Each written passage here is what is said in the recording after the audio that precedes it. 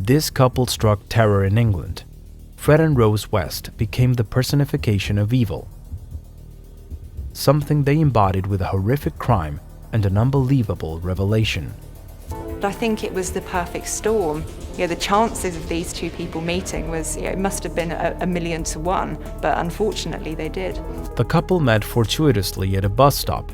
That was the couple's first time meeting, and they fell in love immediately. However, they decided to turn that love into a sordid crime, one that caught the eyes of all of England and the world. One of the children told a friend at school about what was happening to her. That friend talked to a patrolling police officer, in fact, about what her friend had told her. The little girl's story was the first clue for the police. The report uncovered a tale from the house, one that told that Heather's body, one of the daughters, was buried in the garden of the family's home. Fred asked the officer if they could go down to the police station, and so they left. Fred said that he admitted that Heather's remains were in the garden, but the police were looking in the wrong place. However, after discovering Heather's remains, the police would reveal a sordid secret that had been kept for more than 20 years. When they found remains, they found not just 2 legs or 2 thigh bones, but 3. The interrogating detective said to West, well, unless Heather had 3 legs, there's another body. The confession made by Fred would open one of the darkest chapters in England's police history. For it was not 1, 2, or 3 bodies that were found, but more than 9. The couple truly had a cemetery in their house. The remains weren't just under the garden, but also in the basement. He lacked empathy with people.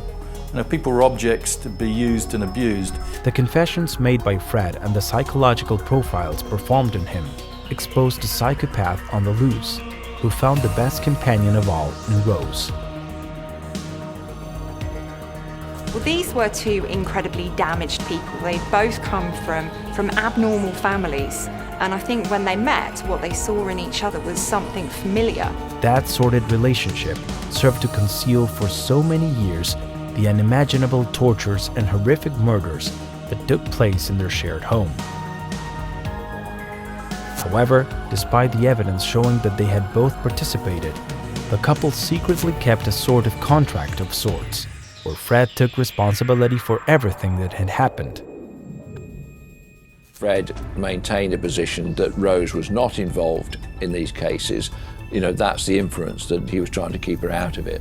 However, the plot set up by Fred West would change dramatically, because while he was in jail and before he was tried, he decided to commit suicide, leaving his wife Rose as the only defendant. The speech remained the same, but everything pointed to the fact that it would be short-lived. The evidence was too compelling to incriminate her. She marched into the witness box like a very angry traffic warden. Plain shoes, weighty woman, angry demeanour. This is all an outrage. It was all Fred. I had nothing to do with it. I knew nothing.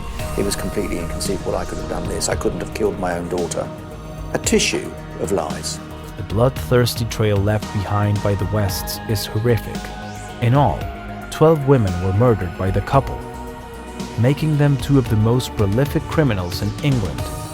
Rose would eventually be sentenced to spend the rest of her life in prison, where she is still serving her sentence to this day.